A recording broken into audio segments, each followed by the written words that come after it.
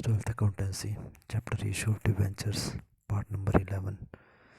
Left side पे question है, right side पे एंट्रीज हैं। लेफ़्ट साइड पे बैलेंस शीट, राइट साइड पे नोट्स टू अकाउंट्स हैं। वीडियो को रोक करके सभी नोट करें, उसके बाद हम कंटिन्यू करते हैं समझना। यदि आपने नोट कर लिया हो तो हम स्टार्ट करें। क्वेश्चन पहले पढ़ते हैं। बोताटी लिमिटेड इशू टी कंपनी है, उसने इशू की 1210% डिवेंचर, 100 रुपीज़ के एक डिवेंचर है at a discount of 10% discount पर इशू किया गया। 100 रुपीज़ का शेयर डिवेंचर हो, 10% डिस्काउंट 10 रुपीज़ होता है। पेबल बोलता है 50 on application and balance on allotment, बाकी का अलॉटमेंट के टाइम पर है। पब्लिक ने अप्लाई किया 1000 डिवेंचर्स के लिए, all of these were accepted, सभी को एक्सेप्ट हमने कर लिया। Expenses on issue of debentures amounting to ₹3000, debenture को इशू करने का खर्चा 3000 का आया। It was decided to write off 1/5 of the expenses and discount from the statement of profit and loss each year. हमने डिसाइड किया कि हर साल 1/5 जितना हमारे एक्सपेंसेस हुए हैं, जितना हमने डिस्काउंट किया है, उसको हम राइट ऑफ करेंगे। जनरल एंट्रीज हमने बनानी है और बैलेंस शीट हमने शो करनी है। स्टार्ट करते हैं। पहली एंट्री हमारी है जो होती है एप्लीकेशन का पैसा मिलने की। Bank account debit to 10% debenture application account. Question की सेकंड लाइन में दिया गया कि एप्लीकेशन 50 रुपीज़ की है एक डिवेंचर पे, और जो डिवेंचर इशू किए गए वो है 1000। सो 1050 is 50,000 for the application money received on 1000 debentures. उसके बाद में एप्लीकेशन का पैसा ट्रांसफ़र करने की हम एंट्री करेंगे जो होती है 10% debenture application account debit to 10% debenture account, 10% debenture application to 10% debenture account. इसका मतलब ये हुआ कि अब हमने ट्रांसफ़र किया अमाउंट और ये 50,000 का होगा। नरेशन आ जाएगी for application money transferred. Next entry हमारी होगी अलॉटमेंट ड्यू होने की, पर उसके साथ ही हम देखें तो हमारे को क्वेश्चन में बोला गया डिस्काउंट जो है वो 10 रुपीज़ का है, और अगर मेंशन नहीं है तो अलॉटमेंट के टाइम पर होगा, तो अलॉटमेंट के टाइम पर डिस्काउंट की एंट्री भी होगी। एंट्री बनती है 10% debenture allotment account debit, debenture discount account debit to 10% debenture account. सबसे पहले तो 10% डिवेंचर अकाउंट के सामने अमाउंट लिखेंगे। एक्चुअल जो है वो है 50 रुपीज़, और 50 इंटू 1000 डिवेंचर्स, ये हो जाएगा 50,000। उसके बाद आते हैं डिस्काउंट के बारे में। तो 10% होता है 10 रुपीज़ एक डिवेंचर पे, तो 1000 भी हो जाएगा 10,000, ये आ गया। 50 में से 10 रुपीज़ का डिस्काउंट काटा तो बाकी बचे 40, एक डिवेंचर पे 40, तो 1000 डिवेंचर पे 40,000 हो जाएगा। नेशन आ जाएगी for allotment money due on debentures at the rate of ₹40 per debenture, discount being ₹10 per debenture। पैसा मिलने की बात हम करते हैं तो पैसा मिलने की एंट्री 40,000 की होगी। Bank account debit to 10% debenture allotment account 40,000 rupees for allotment money received. उसके बाद हमारे को बोला गया क्वेश्चन की 5th लाइन में expensive on issue of debentures amounting to ₹3000 के 3000 रुपये हमारे डिवेंचर को इशू करने का खर्चा है। एक्सपेंसेस हैं इसलिए डेबिट और एक्सपेंस इन लॉसेस, और हमने पैसा दिया होगा इसलिए क्रेडिट और income and gains to bank account हम लिखेंगे। 3000 रुपीज़ की एंट्री आ जाएगी for expenses incurred on issue of debentures. Next entry हमारी आएगी जब हम प्रॉफिट एंड लॉस अकाउंट से या statement of profit and loss account जो होता है हमारा, उसमें से हम लोग डिवेंचर डिस्काउंट का पैसा और डिवेंचर इशू एक्सपेंसेस का पैसा राइट ऑफ करेंगे, वो भी 1/3। हमने देखा कि डिवेंचर का डिस्काउंट का जो पैसा है, यदि आप देखते हैं एंट्री नंबर 3, तो वहाँ से 10,000 आता है। 10,000 का 1/5 इस साल हमने राइट ऑफ किया, और डिवेंचर इशू एक्सपेंसेस 3000, इसका भी 1/5 हम राइट ऑफ करेंगे। 20 statement of profit and loss account debit to debenture discount account to debenture issue expenses account. Debenture discount का अमाउंट कैलकुलेट करके दिखाया गया है 2000 आ रहा है, और डिवेंचर इशू एक्सपेंसेस का अमाउंट 600 रुपीज़ आ रहा है। दोनों को जोड़ करके statement of profit and loss account में हम मेंशन करेंगे। नरेशन आ जाएगी for 1/5 of the expenses and discount return of. अब हम बनाएंगे बैलेंस शीट, और बैलेंस शीट लेफ्ट साइड पे बनी हुई है क्वेश्चन के नीचे। देखेंगे equity and liability first heading आ गया, शेयर होल्डर फंड उसके नीचे नेक्स्ट हेडिंग आएगा। उसके नीचे आएगा सबसे पहले शेयर कैपिटल। वर्किंग नोट्स देखेंगे, नोट्स टू अकाउंट देखेंगे, राइट साइड पे एंट्रीज के नीचे हैं। यहाँ पर शेयर कैपिटल तो अभी हम नहीं लिखेंगे, वो डैश हो जाएगा, क्योंकि ये हम डिवेंचर की बात कर रहे हैं, इसलिए उसके सामने डैश कर दीजिए, कुछ नहीं है ये। नेक्स्ट आता है रिजर्व में सरप्लस, तो यहाँ पर हमारा आ जाएगा रिजर्व में सरप्लस। नोट्स टू अकाउंट देखें राइट साइड पे, जहाँ पर हमारे को बोला गया balance of statement of profit and loss account. तो हमारे पास जो पैसा बचेगा, या हमने जो इस बार ही राइट ऑफ किया कितना किया, वो है हमारा 2000 रुपीज़ प्लस 600 जो बचता है हमारा 2600 जो हमने राइट ऑफ किया, इसको 2000 कर लीजिएगा 200 की जगह, तो 2600 ये हमारा आ गया। तो 2600 राइट ऑफ किया इसलिए इसको माइनस करेंगे, माइनस में शो करेंगे बैलेंस शीट में भी। नेक्स्ट आइटम हमारी हेडिंग आता है नॉन करंट लाइबिलिटीज़, इसमें आती है long term borrowing. Notes to accounts में देखेंगे लॉन्ग टर्म बोरिंग में हमारे आते हैं डिवेंचर्स की 1000 डिवेंचर है, 10% डिवेंचर है, 100 रुपीज़ के एक डिवेंचर है, 12 अमाउंट आ जाएगा 1 लाख। तो बैलेंस शीट में 1 लाख ही और माइनस का 2600 है, तो माइनस करके आएगा नेट 7400। बैलेंस शीट में नेक्स्ट हेडिंग हमारा आता है सेट, सेट के नीचे नॉन करंट एसेट और नॉन करंट एसेट के नीचे आइटम आएगी अदर करंट एसेट्स। और अदर करंट एसेट्स को यदि हम देखते हैं तो यहाँ पर आएगा डिस्काउंट ऑन डिवेंचर 6000 रुपीज़ का था। उसके बाद में एक्सपेंसेस ऑन डिवेंचर 1800 की ये अमाउंट हमारा बचा हुआ है तो उसको हम यहाँ पर शो करेंगे। तो नेक्स्ट आइटम जो हमारी आएगी इस टोटल इन दोनों का बाहर आ गया 7800, उसको हम लोगों ने बैलेंस शीट में लिख लिया 7800 का। उसके बाद है कैश एंड कैश इक्विवेलेंट हमारी नेक्स्ट आइटम हेडिंग आएगी करंट एसेट्स में। ये हमारा आता है cash and cash equivalent cash at bank. Cash at bank यदि हम देखते हैं तो ये 87,000 हमारा आएगा। कैसे आएगा, क्योंकि हम लोगों ने 3000 जो है वो खर्चा किया है और बाकी का जो पैसा हमारे पास आया था 50,000, एक तो वो अमाउंट आया था डिवेंचर का इशू करने का, और बैंक का आया था 40,000। 50 और 40 हो गया 90 में से 3 माइनस कर दिया जो डिस्काउंट जो हमने डिवेंचर के एक्सपेंसेस किया, तो ये हमारा 87,000 आ गया। उसके बाद में नेक्स्ट हेडिंग हमारा जो आया था वो था हमारा अदर करंट एसेट्स। और अदर करंट एसेट में डिस्काउंट ऑन डिवेंचर जो भी हमने राइट ऑफ किया है और इशू एक्सपेंसेस 600, दोनों को हमने बाहर लिखा 2600। तो देखें बैलेंस शीट में एसेट साइड के आइटम को जोड़ेंगे तो ये भी आएगा 97,400। उसके बाद नेक्स्ट आइटम पर आएंगे, नेक्स्ट क्वेश्चन पर आते हैं बाकायदा। अगला क्वेश्चन वीडियो को रोक करके आप नोट करें। लेफ़्ट साइड पे क्वेश्चन है, राइट साइड पे इसकी एंट्रीज हैं।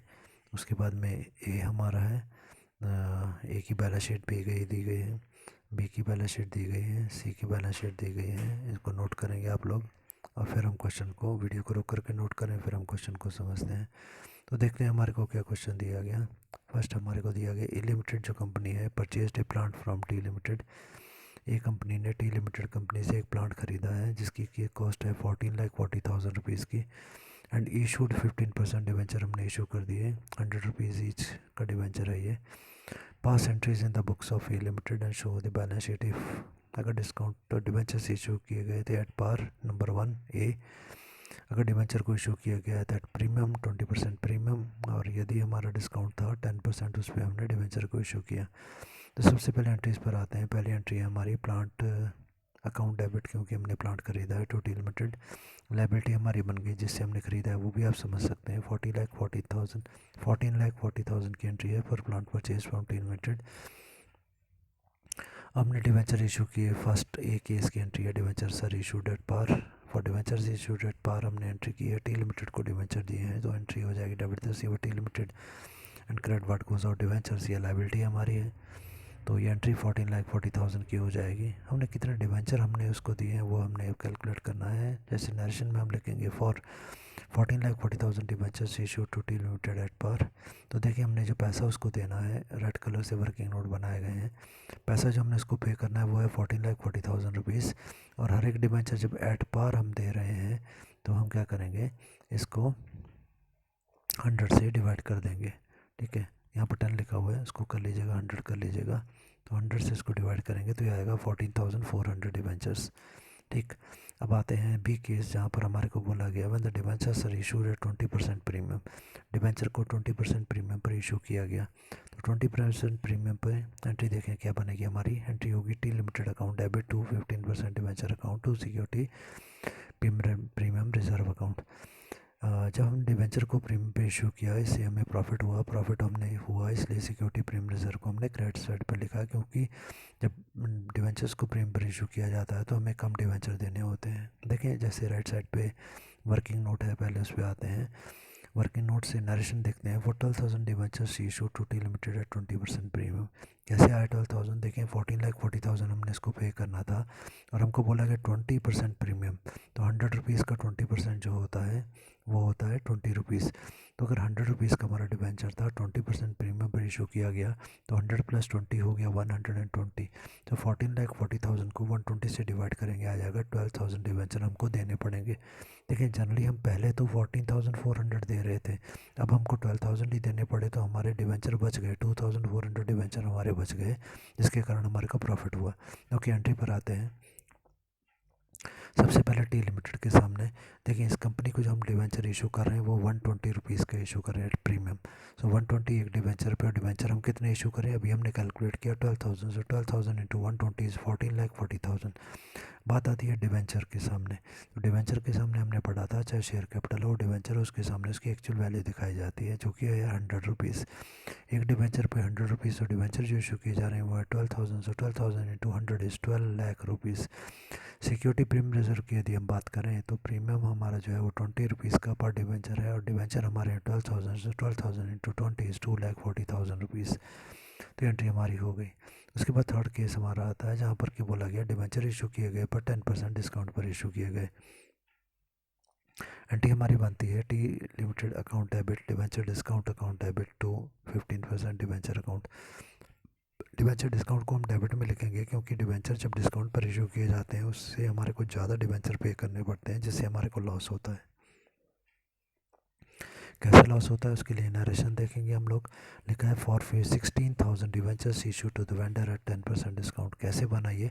तो देखिए हमने रेड कलर से नीचे लिखा है 14,40,000 रुपीज़ हमने पे करने थे, क्योंकि इतने का प्लाट हमने लिया है, और हमारे को बोला गया 10% डिस्काउंट है। 10% डिस्काउंट का मतलब क्या हुआ? 100 में से 100 का 10% 10 रुपीज़ होता है, तो 100 में से 10 रुपीज़ माइनस करके फिर पैसा हमने लिया। डिस्काउंट का मतलब ये नहीं लेना, तो 100 में से 10 नहीं लेना तो कितना लेना? 90 रुपीज़ लेना। सो हम डिवाइड करेंगे 90 से, तो ये आएगा 16,000 डिवेंचर्स।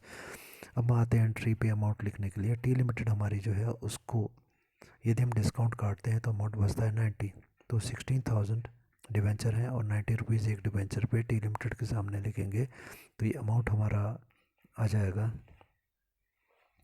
उसके बाद आती है बात डिवेंचर डिस्काउंट अकाउंट की। तो डिवेंचर डिस्काउंट अकाउंट की यदि हम बात करते हैं तो इसमें हमारा जो अमाउंट आएगा वो आएगा 16,000 डिवेंचर्स हैं और 10 रुपीज़ का एक डिवेंचर है।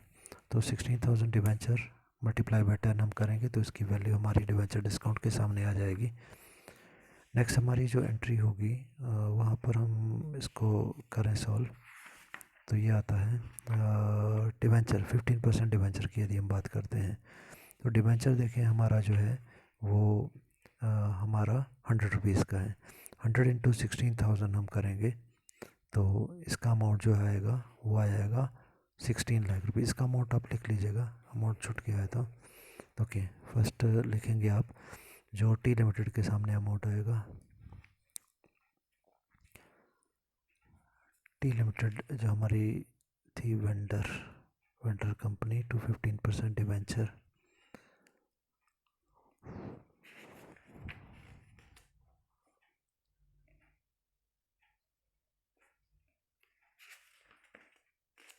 ओके, तो अमाउंट हमारा जो बन रहा था वो था 16,000 डिवेंचर्स थे और 90 रुपीज़ से मल्टीप्लाई करेंगे।